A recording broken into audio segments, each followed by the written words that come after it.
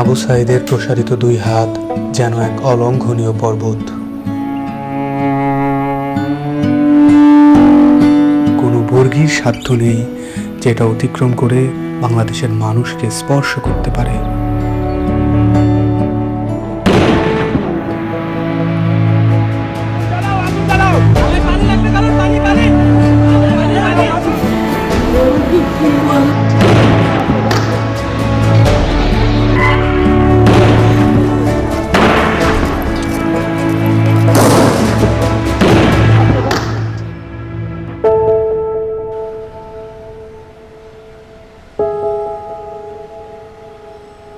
জুলাইয়ের পর থেকে এই বাবা প্রতিদিনই রাস্তার আশেপাশে হাঁটাহাঁটি করেন।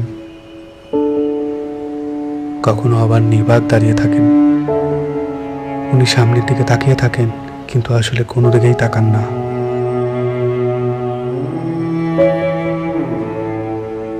যেসব রাস্তা দিয়ে ওনার ছেলে হাঁটতো, ওইসব রাস্তায় উনি দাঁড়ালে উনি ওনার ছেলের রুম পান।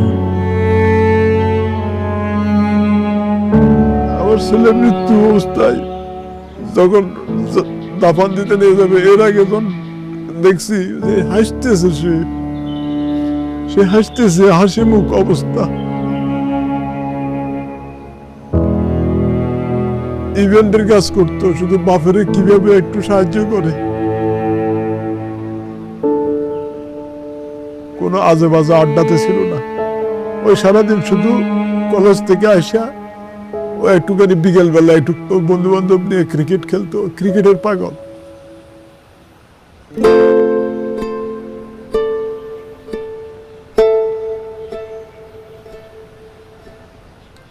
যে আমার পায়ের পাতা আছে এরকম একটা অনুভূতি হতো, কিন্তু আমি যখন হাত দিতাম তখন থেকে আমার পায়ের পাতা নেই, এরকম একটা প্রচুর অনুভূতি হতো। আমি অনেক কান্না করতাম। এই ব্যথার চেয়ে আমার ওই অনুভূতিগুলো আমার বেশি হতো, যে আমার পা আছে, আমি যখন হাত দিই তখন থেকে আমার পা নাই।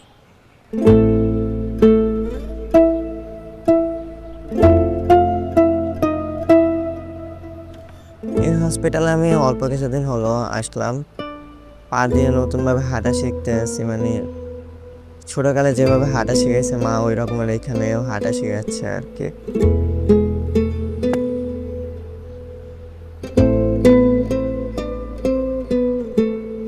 একটি প্রতিবন্ধী কিশোর, 7 বছরের বাচ্চা, ল্যাংড়া মানুষ যদি সংগ্রামে নামতে পারে, তাহলে আমি কেন বসে থাকবো ঘরে?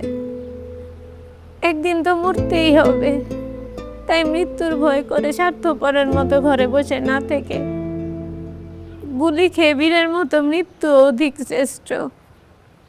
আমি যদি বেঁচে না ফিরি, তবে কষ্ট না পেয়ে গর্বিত হয়েও জীবনের প্রতিটি ভুলের জন্য ক্ষমা চাই। আনাস।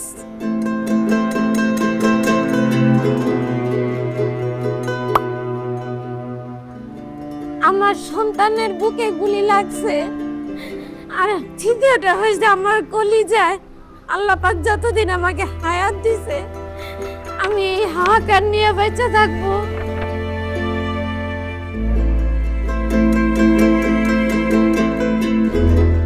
প্রিয় বাবা আসলে আমাদের একটা কিছু না, কিন্তু চকলেট নিয়ে আসছে। প্রিয় বাবা নাই বাড়িতে, যখন বাইরে গেছে আর পুলিশ এসে ওকে ঘুরি মেরে দিছে। আই মিস ইউ প্রিয় বাবা।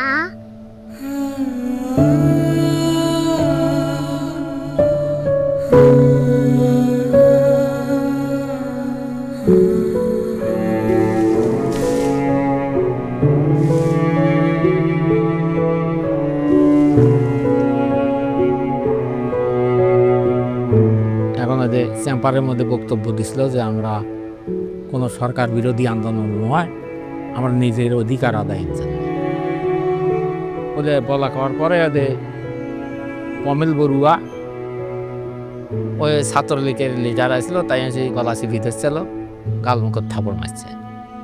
এখন ওই জন্যই ওর জেদ ধরে শহীদ হলো কি এখন ওটার ব্যাখ্যাটা আর আমি জানি না।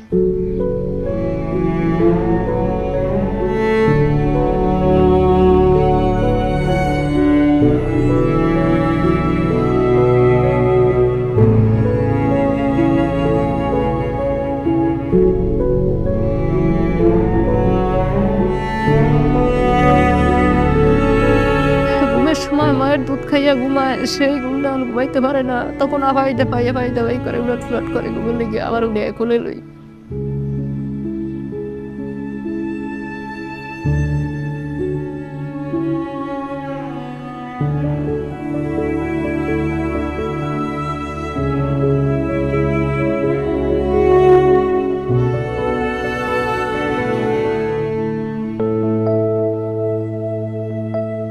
এখানে এসে যখন দেখি যে এখানে সবসময় ভাইয়া পড়াশোনা করতো, এই বিছানাতে থাকতো, এখন যখন দেখি ও নাই তখন একটা শূন্যতা কাজ করে মনের মধ্যে। খারাপ লাগে যখন দেখি যে ভাইয়া এই রুমে নাই। এই ছবিটা 18 জুলাই আমার আন্টি নাজিয়া খান ফেসবুকে পোস্ট করেছিল।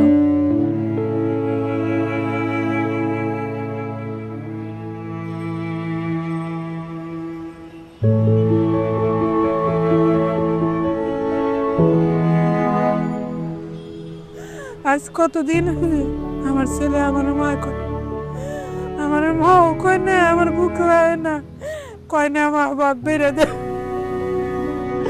আমার সন্তানদের যারা যেভাবে মারছে আল্লাহ তাদের বিচার করুক। আমি সরকারের কাছেও বিচার চাই, জনগণের কাছেও বিচার চাই।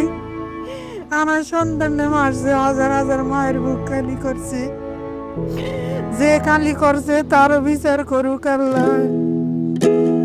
কতটা তুমি হারালে বন্ধু, কেঁদেছে অন্তর, জানো না তুমি হারাবার ব্যথা, জানে পলাশির প্রান্ত। হারিয়ে গেছে যেখানে মায়ের সোনার নলুকখানি, গোলা ভরা ক্ষেতের ফসল, সাজানো ফুলদানি। এ হারানোর বেদনা তুমি রেখো অন্তরে, দেখবে তোমার দুঃখ লুকাবে পলাশির প্রান্তরে। বাংলাদেশের বুকের ওপর চেপে বসা 36 দিনের এই ভারই আমরা নিতে পারছি না। একবার ভাবি চলেন 16 বছরে কত বড় ভার হয়ে এটা আমাদের বুকের উপর বসেছিল। এই ভারই আমাদের শক্তি দিক সংস্কার করে নতুন বাংলাদেশ গড়ার।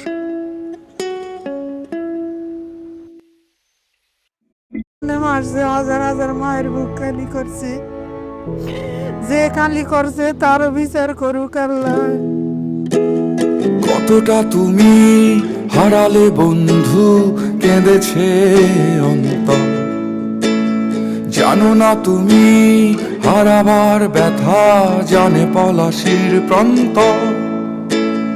হারিয়ে গেছে যেখানে মায়ের সোনার নলুকখানি, গোলা ভরা ক্ষেতের ফসল, সাজানো ফুলদানি।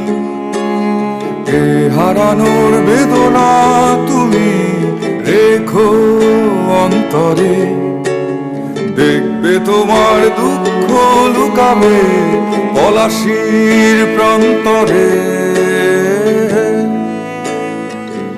বাংলাদেশের বুকের ওপর চেপে বসা 36 দিনের এই ভারই আমরা নিতে পারছি না।